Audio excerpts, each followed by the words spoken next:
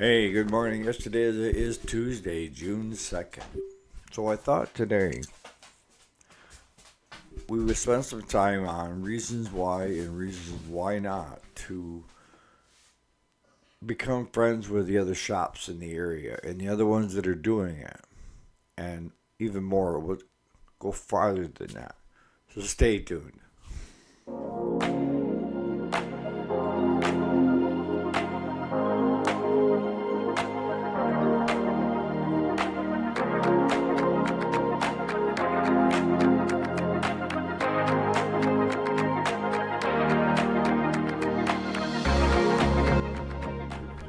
So welcome back to the channel. My name is Eric, if you didn't already know it, and this is the weekday, Monday through Friday. And then it's available on podcast, so you can watch all the back episodes if you're binge watching with nothing to do, right? All right, so what are we talking about today? We're talking about when one of the things that I recommend, and when I tell you stuff, it's advice. You take what you can use and leave the rest, all right? And what may work for me may not work for you.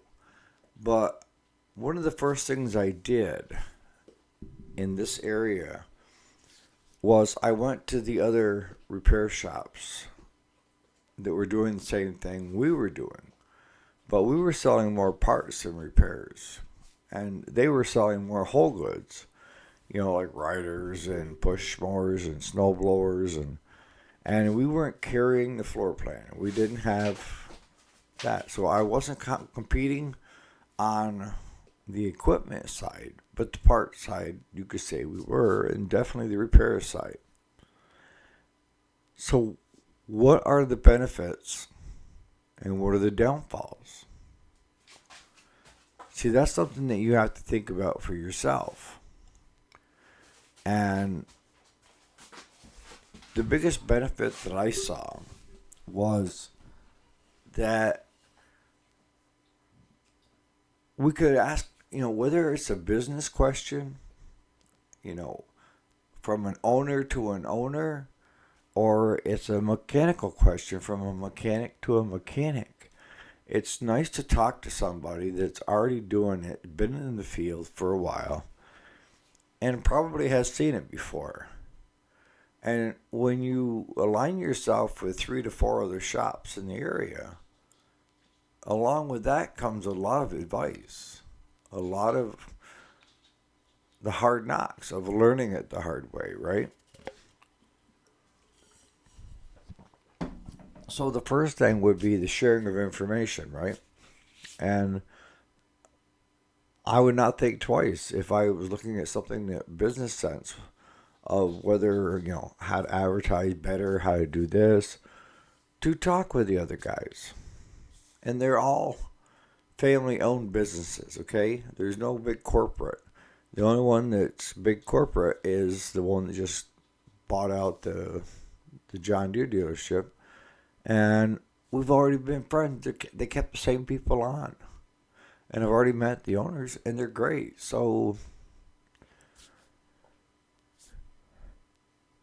other than that, everybody else is family owned.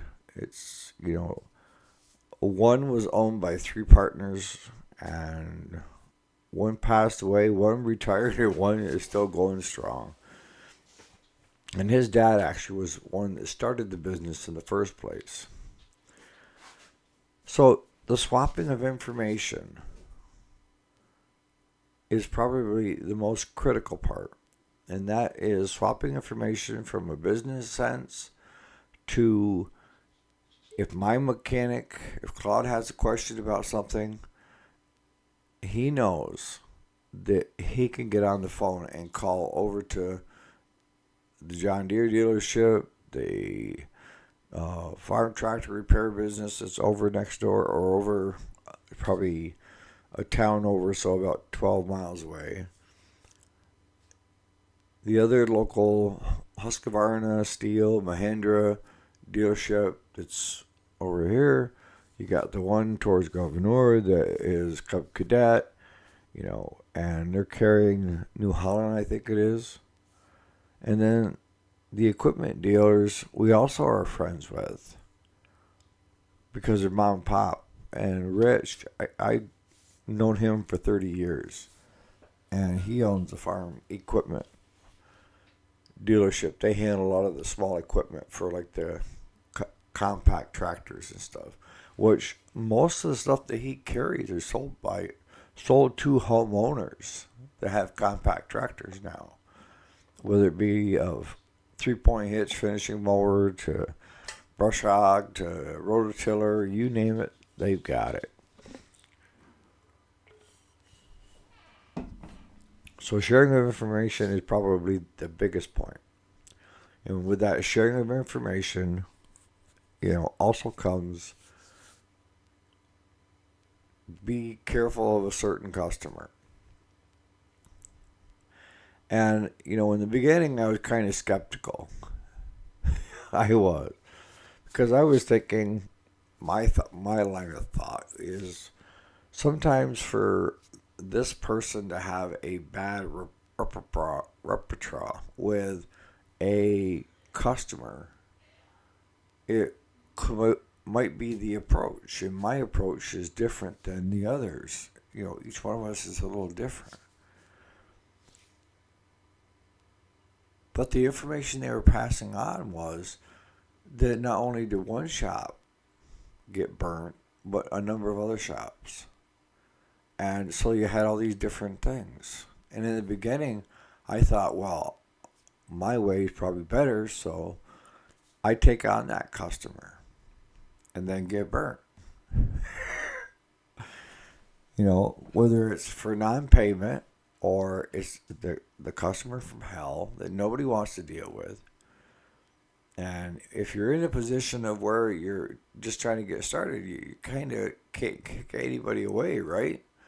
Till you get your business built up and then thin your crowd down, Get rid of the headaches. Like Amos was saying yesterday, 50% are price only. If you don't have a good,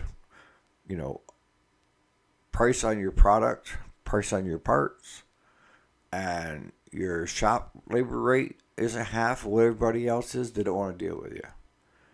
So you've lost that 50%. And that 50%, to be honest with you, are pain in the asses.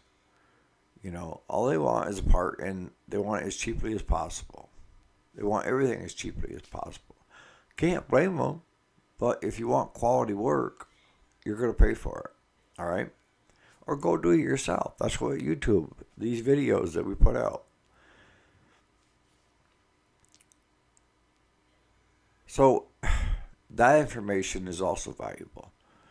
They've been in it a lot longer than I have, and some of them are second and third generation that have these businesses.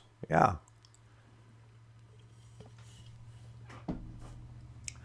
But what I've noticed is their kids aren't interested in keeping it going where, their great-grandfather had started it, grandparents, and down the line. So what are the other advantages? Well, the other advantage is you can't stock everything all the time, right? And if you looking to get a customer out and it's Friday, and you know that if you order the part today, you're not going to have it probably till Tuesday. And this is something that, since I was carrying more inventory than everybody else, that it was a lot more towards me than it was me towards them, of calling around, see if everybody's got it on the wall, if they've got it in inventory. And I always told the other guys, if I've got it here, I'll give it to you at cost, at wholesale cost. And just replace it, or I'll just replace it. And just the helpfulness to each other is a benefit. The other thing is specialty tools. You can't carry everything. And with us being probably a smaller repair shop, per se, than some of the bigger ones, we didn't have all the specialty tools that were out there. We concentrated on the ones that we used the most, right? Not one that we use maybe once or twice a year and it sit on the shelf. And we started swapping those things. If you needed the specialty tool, just give the other shop a call and they get it out for you and you run over and grab it, And when it came to repairs where something stumped you, I've said it before in other videos, where either Claude will leave the shop and go to somewhere else and help somebody else in another shop, or they'll come over here and look at what he's got going on, of what's stumping him, and brainstorm it. That's probably the biggest benefit, and that goes back to sharing information, is, talking to each other. Now, what are the downfalls? The downfalls are they may not want to partner with you. And I call it partnering, but just becoming friends with you.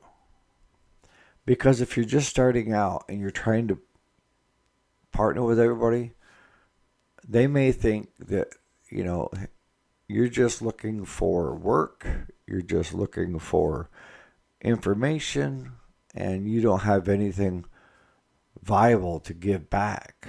See, it's got to be a give and take. So you have to have something that you can give them to get something in return, right? And you're going to find shops that, aren't interested in mentorship. And that's probably the biggest thing is finding a good mentor. So if where we've had to cut some of the people out or tone them down a little bit is I'm willing to partner with everybody, right? Even the small guys. But where we noticed, and Claude just kind of shut her down, was we were having some of the small weekend warriors that were calling for information because they couldn't figure something out. And if it were something that you would only see like very rarely, it'd be one thing. But this was common stuff that you should know how to fix. But like Claude said, look, they're not buying parts from us. All they're doing is they want to have someone tell them how to do it so they can go do it. And they need to learn, just like everybody else. Get your hands dirty and get in it, right? And it may take you a little bit longer, but you're going to learn how to do it in the end. So your bigger shops may look at you and say, oh no, I don't have time to have it be a one-way street. See, when I came at them, I was carrying probably around 200,000 inventory. So, I had something to offer. And not only am I talking about just the other repair shops, I'm talking about you should be networking, is another term for it, with all the businesses in the area. Because they are seeing a lot of your customers or potential customers coming through their door. And if you have a good rapport with the other business owners and their employees, who are they going to give information to their customer about where can I get my lawnmower fixed? Or who's pretty good at it? If you are networked with everybody. And that means you're also a customer at their store. You're buying from them instead of buying online. I try to buy as much locally as I possibly can. It may cost me a little bit more, but I try to stay local. That's because I'm seeing the erosion of the small towns and are going south, the small mom and pops. So you got to network with everybody. And is it going to be a little bit of work? Yeah. Because you're going to have to get to know all these people. And I joined the Chamber of Commerce, early on. The local one, the one for the county, and I met a number of them through that. So there's a place to start if you're not sure how to start. Or just simply door knocking. Go to the business. buy something. Talk with the employees, talk with the customers, talk with the owners, get to know them. Let them know who you are and what you have to offer. All of this stuff is going to help you, not hinder you, all right? So I'm going to start wrapping this up. But the key takeaway from today's video is it doesn't hurt to try. And I'll tell you, when it comes to trying to figure out a problem to get a solution, if you have 2 or 3 minds working on it, the chances of coming up with a solution or workarounds is better than if you're just looking at your own. I don't know if you've ever done this. It happens to me all the time. As I can work on your piece of equipment all day long, but when it comes to my own, I get frustrated. And I overlook the simplest things that I should be checking first, right? Yeah. I mean, but if it was your machine, I would know exactly. So, getting more eyes on it sometimes is really good. And when you're networking with the other businesses that aren't doing what you're doing, it's also a two-way street of when your customers come in and ask about where to get this or that, you also want to be plug in their name and information to that customer of the local flower shop or the Kenny Drugs that's owned and operated by its own employees. The list goes on. And a lot of these shops that aren't competing directly with you will even allow you to put your business cards up front where their customers can see it. But you have to give them something in return. That's the biggest thing. It's a give and take. You can't take, and not offer something back, is what I'm saying. And if you don't succeed the first time, try it again. You may hit a business owner on the wrong day, that they're having a lot of issues with employees or what have you, and they're just, frustrated, and you come in and you're blah blah blah, and they're not even hearing you. They don't even want to hear you. But if you come back a week later and that has been resolved and the business owner is more receptive, it wasn't your approach. It was when you approached. Okay? And we all have bad days. So if you approach me on when I'm having one of my bad days, I'm probably less receptive than I would be when things are going right along. And I think that goes for everybody. So on that note, what do you have? I mean, are you partnering with your other businesses locally, with the other shops that you're dealing with? If not, why not? And what do you think are even more benefits or maybe pitfalls of doing that? Leave it in the comments. I read every one of them, and I appreciate every one of them. So on that note, you guys have a great Tuesday. I've got round bales to pick up and wrap this morning, and more to bale this afternoon. We're trying to beat the weather here. So on that note, you guys have a great Tuesday, and we'll see you here bright and early tomorrow morning. Again, thanks so much for watching.